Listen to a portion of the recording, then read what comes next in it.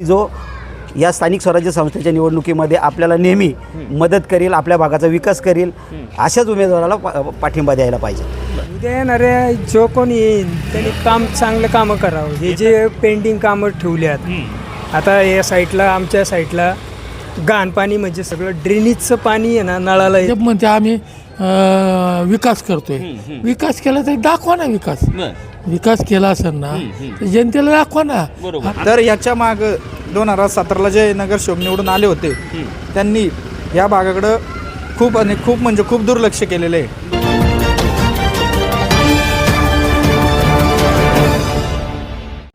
पुणे महानगरपालिकेच्या अनुषंगाने आपण सुतारवाडी परिसरामध्ये, पाषाण परिसरामध्ये आपण काही लोकांच्या प्रतिक्रिया जाणून घेत होतो. त्यामध्ये काही तरुण आहेत, काही महिला आहेत, काही ज्येष्ठ नागरिक देखील आहेत.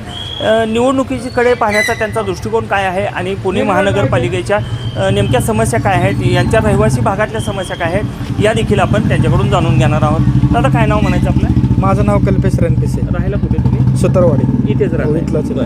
काय वाटतं तुम्हाला, तुमच्या परिसरामध्ये काय समस्या आहेत आणि महानगरपालिकेनं काय करावं आज? आमच्या परिसरामध्ये भरपूर समस्या आहे. आमच्या परिसरामध्ये रोडच्या समस्या झाल्या, पाण्याच्या समस्या झाल्या. आता तुम्हाला जिवंत उदाहरण देतो. हे लाईट 2 दिवस झालं गावामध्ये लाईट नाही आहे. ह्याच्याकडे कोणी लक्ष दिलं नाही. हे जिवंत उदाहरण इथं पण आहे तुम्हाला. हे बघा, इथं हा चेंबरचा खड्डा झाला. गावामध्ये शिरण्यापासून कचरा आहे. तिकडनं खालनं गावाला यायला 2 रोड आहे. खालनं यायला गावाने शिरले तुम्ही, तिथं पण कचरा आहे. जिकडून तुम्ही गावामध्ये शिरता तिकडं सगळीकडे कचरा आहे. गावामध्ये रोड नीट नाही आहे. गावामध्ये लाईट सुविधा नाही, पाणी सुविधा नाही, कशाचीच सुविधा नाही आहे गावामध्ये. पावसाळ्यामध्ये गावाची अवस्था एवढी बेकार होती की अक्षरशः पाणी जाण्यासाठी जागा नाही आहे. आणि त्या पावसाळ्यामध्ये ऑलरेडी रोड एवढे खराब आहेत आणि त्या पावसाळ्यामध्ये रोडची अजून अवस्था एवढी बेकार होती की तुम्ही विचारसुद्धा करू शकत नाही एवढं. तर याच्या माग 2017ला जे नगरसेवक निवडून आले होते त्यांनी या भागाकडं खूप दुर्लक्ष केलेलं आहे. या भागाचा काही सुद्धा विकास केलेला नाही आहे. त्यांनी या भागाचा विकास दाखवावा काय केला आहे. आम्ही त्यांना मत द्यायला तयार आहे. या भागामध्ये त्यांचा 0% विकास आहे. त्यांच्यापैकीच काही पुन्हा निवडणुकीला सामोरे जात आहेत, समोर येत आहेत तुमच्या मत मागतात. हो, मग त्यांनी आम्हाला विकास दाखवावा, आम्ही त्यांना मत द्यायला तयार आहे. त्यांनी आम्हाला विकास दाखवावा, आम्ही त्यांना मत द्यायला तयार आहे. खूप समस्या आहे. पाण्याची झाली, लाईटची झाली, रोडची झाली. गावामध्ये आता तुम्हाला दाखवू शकतो एवढ्या समस्या गावामध्ये आहेत. आता माझ्यापेक्षा ज्येष्ठ हे आहेत, त्यांना सुद्धा विचारा तुम्ही. त्यांच्याशी बोलूया आपण.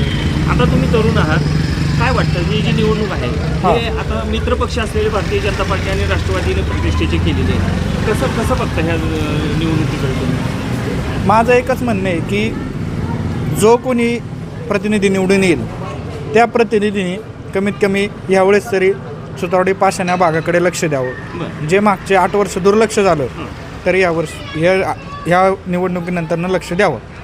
या जे पक्ष जे समोर उभे आहेत त्यांच्यापैकी कुठला पक्ष सक्षम वाटतो की तुम्हाला, म्हणजे महानगरपालिकेमध्ये काम चांगल्या पद्धतीने करेल असं वाटतं? आता कुठला पक्ष सक्षम वाटतो हे मी सांगू शकत नाही, पण प्रतिनिधीवरती आहे, पक्षावरती काही नाही आहे. जर पक्षानं जर कुठलाही प्रतिनिधी निवडून आला तर ते काम करणं त्याच्या हातात आहे, पक्षाच्या हातामध्ये नाही आहे. कुणीही निवडून येऊ दे, आमचं असं काही नाही आहे. कुणीही निवडून येऊ दे, फक्त इथलं सुतारवाडी पाषाण भागातलं काम हे झालं पाहिजे. काका नमस्कार, तुम्ही ज्येष्ठ आहात, बसू का? तुमचं काय नाव म्हणायचं? सुर्वे. इथेच राहिला? हो. बरं. काय वाटतं तुम्हाला, एवढं तुमचं वय पाहता तुम्ही हा भाग अगदी खेडेगावापासून शहर होताना पाहिला असेल, काय समस्या आहे तिथल्या? 9 वर्षापासून आहे ना या गावाचा विकासच कुणी केला नाही. बरं. पहिली गोष्ट, जे नगरसेवक झाले भाजपचे, भाजप म्हणते आम्ही विकास करतोय. विकास केला तर दाखवा ना विकास केला असेल ना तर जनतेला दाखवा ना. आम्ही सुतारवाडीचा काय विकास केला हे काम केलं, असं दाखवायला पाहिजे ना. उदाहरण भाजप म्हणतो आम्ही एवढा विकास करतो, काय विकास केला दाखवा आणि आम्हाला आम्ही मत द्यायला तयार आहे. विकास नाही केला तर कसं काय मत द्यायचं, असं एवढंच आमचं म्हणणं. मग एखादा पक्ष किंवा एखादा व्यक्ती जर काम करत नसेल तर ती परिवर्तन करणं आपल्याच हातात आणि आपल्या मतातच टाकायचं. बरोबर आहे परिवर्तन, पण तेच लोक नगरसेवक परत भाजपवाल्यांनी घेतल्यात आणि जे भ्रष्टाचार परत भाजपमध्ये घेतल्यात, ते काय विकास करणार आहे का?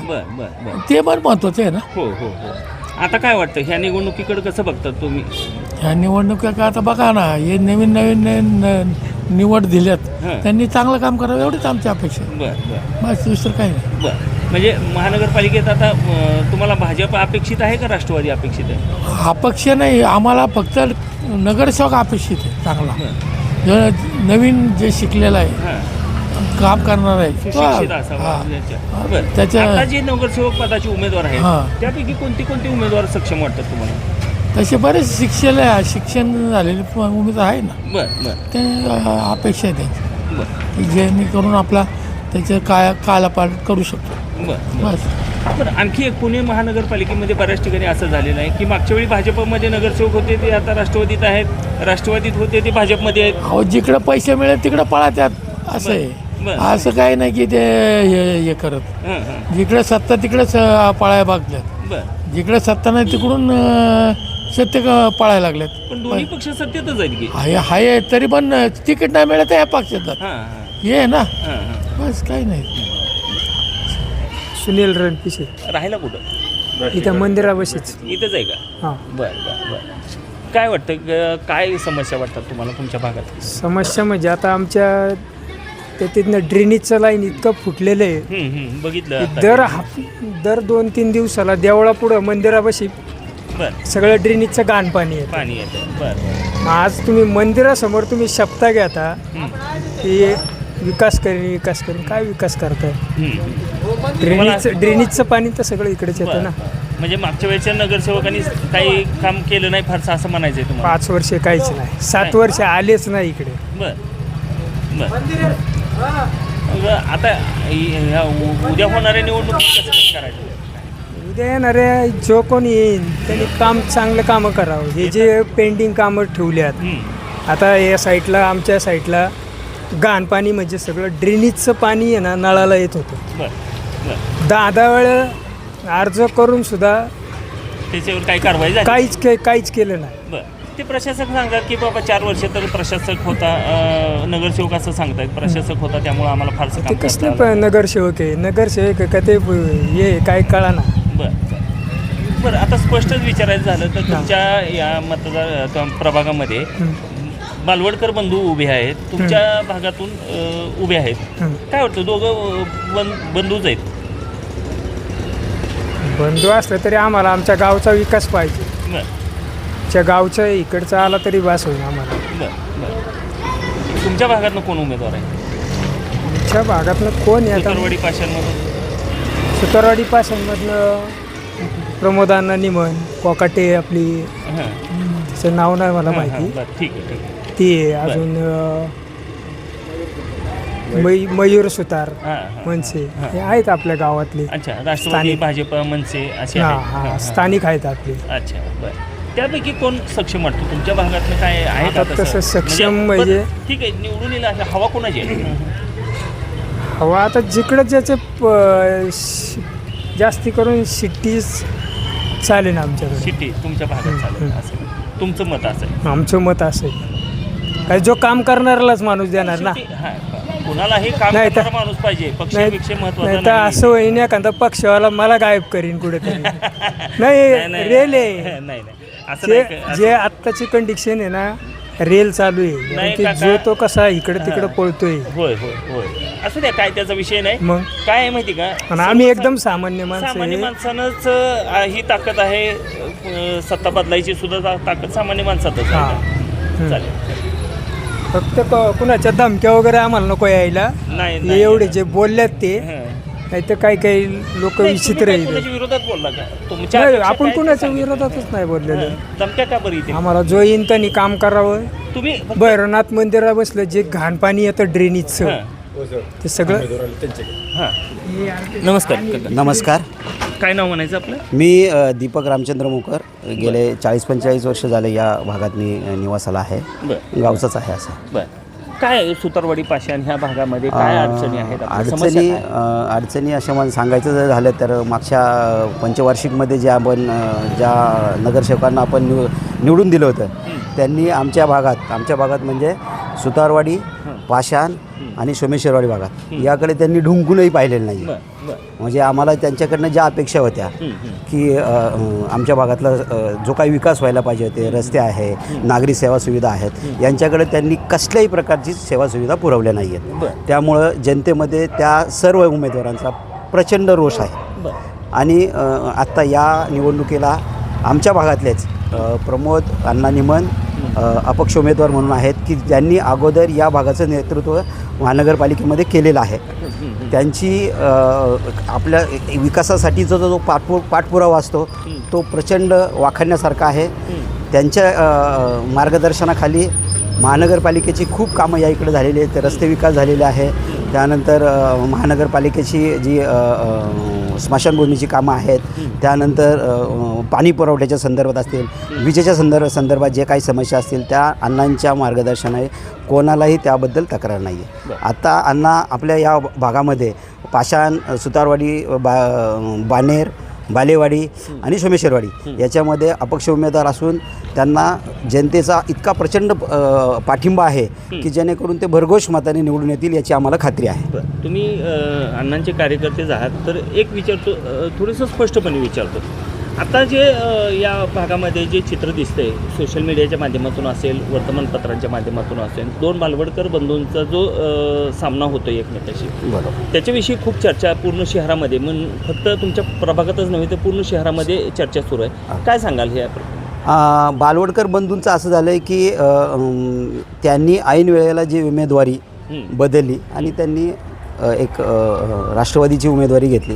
त्यामुळं जर त्यांच्या अगोदरचा पक्ष जर BJP असेल तर त्यांनी एकनिष्ठ राहून त्यांनी काम करायला पाहिजे होतं. जरी त्यांनी त्यांच्या पक्षाच्या अधिकाऱ्यांनी त्यांना काही कमिटमेंट केले असतील किंवा काही आश्वासने दिली असतील तर त्यांनी त्याच्यासाठी वाट पाहावी पाहिजे होती आणि BJPकडनंच त्यांनी उमेदवारी घ्यायला पाहिजे होती. आता लहू बालवडकर जरी असतील ते पक्षाचे, तरी पण त्यांचं काम पाहता पक्षाने कदाचित त्यांचा निर्णय घेतला असेल की त्यांना उमेदवारी द्यायची, तर यांनी थांबवायचं होतं. पण त्यांचे अंतरीण जे काही कला असतील किंवा त्या भागामध्ये काम करायचं जे काही त्यांची इच्छा असेल तर ती लहू बालवडकर नक्की पूर्ण करते. बरं, राजकीय पक्षांच्या जर आपण विचार केला तर सत्तेमध्ये मित्रपक्ष म्हणून बसलेले दोन पक्ष पुणे महानगरपालिकेमध्ये, पिंपरी चिंचवड महानगरपालिकेमध्ये एकमेकाच्या विरोधात उभे आहेत आणि पुणे महानगरपालिकेमध्ये तर अगदी म्हणजे टोकाला गेलं आहे सगळं, अगदी भ्रष्टाचाराचे आरोप वगैरे करण्यापर्यंत गेले आहे सगळं.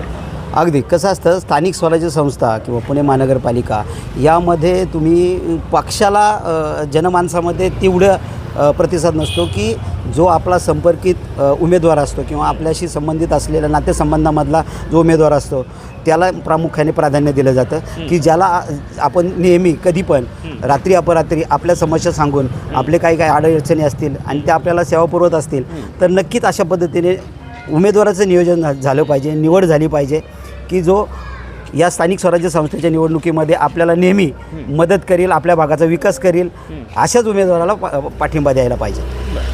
तुम्ही जो अपक्ष उमेदवार तुम्ही आहात तुमच्या निमन साहेब, काय वाटतं कुठल्याही पक्षाचं पाठबळ नसताना त्यांना कसा प्रतिसाद मिळेल? 100% कारण का अण्णांचं जे पेनिट्रेशन आहे किंवा सामान्य माणसापर्यंत पोचायचं जे अण्णांचं काम आहे ते खूप वाखाणण्यासारखं आहे. या भागामध्ये त्यांनी खूप कामं केलेली आहेत आणि जनमानसातला तो एक आवडीचा किंवा त्याच्यापर्यंत सहज पोचता येईल असा तो उमेदवार आहे. त्यामुळे 100% म्हणजे याच्यामध्ये तुम्ही शंका घेतली नाही पाहिजे की अण्णा निवडून येतील. अण्णा 100% आघाडीने निवडून येतील. ताज्या घडामोडी जाणून घेण्यासाठी शिवशाही न्यूज यूट्यूब चॅनलला सबस्क्राईब करा. आपण हा व्हिडिओ फेसबुकवर पाहत असाल तर फेसबुक पेज फॉलो करा आणि शिवशाही न्यूज.com या आपल्या वेबसाईटलाही भेट द्या.